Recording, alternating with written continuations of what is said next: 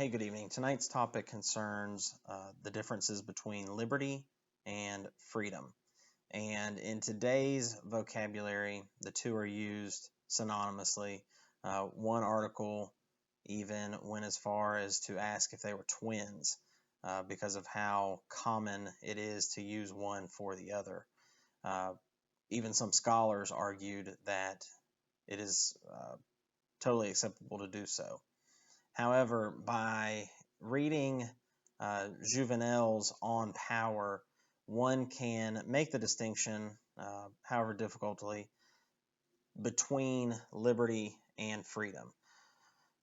Jouvenel argues that liberty, especially ancient liberty, what was seen in Rome, is basically the idea of a man having concrete sovereignty over himself. And so this does not mean, though, that he can do whatever he wants to without repercussions. He still has to answer to his clan and to his God. And so because he is held responsible by his clan, he is actually having to think through every decision he makes so that he does not lose this liberty. And so liberty is, as Jouvenel put it, was afforded to the aristocracy, the small group at the top, because there was such a large group of slaves and servants at the bottom. That he argues that without a larger underclass than a top class, if you will, liberty can't exist. And so when this liberty is eroded and it is farmed out to be more equitable and to be for every man, no matter the social class, that is when power grows, and power feeds off of that and says that it affords everybody freedoms, but these freedoms are kind of empty. And so by using Rome as an example and the decline of Rome, one author, Matthew Ennis, writes about the barbarians that came into the areas such as France or Gaul after the fall of Rome, and they were basically given the ability to live on these estates of the former aristocracy of Rome, or the aristocracy of the former Rome, in exchange for military protection.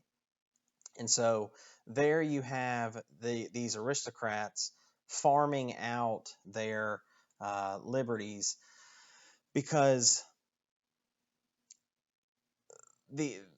these liberties came with providing a service such as military force for their countrymen. But now you see that they're farming it out to outsiders. And so when they start farming it out to outsiders, these outsiders within a couple generations are going to start demanding citizenship rights. And what they say that they deserve citizenship rights based on is because they are providing military defense. So therefore they should be citizens. So it's when liberty is eroded and freedoms are afforded to basically everybody, is when these freedoms become empty because they're predicated on being individual freedoms. But that goes away totally from liberty that depended upon a clan or kinsmanship or neighbors holding one another accountable. So when you have this individual freedom, it gets away from the collective group-based liberty.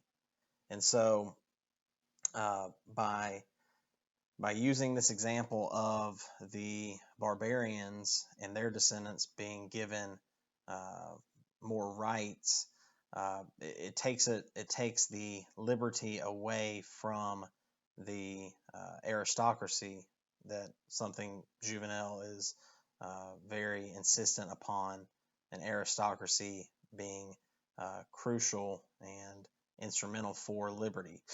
And so when that aristocracy has its power taken away, that is when liberty is eroded and individual freedoms are given to people by the central power, but that these individual freedoms are meaningless, or they don't hold very much weight because they're not connected to a group anymore. It's everybody, and you have your own individual freedom.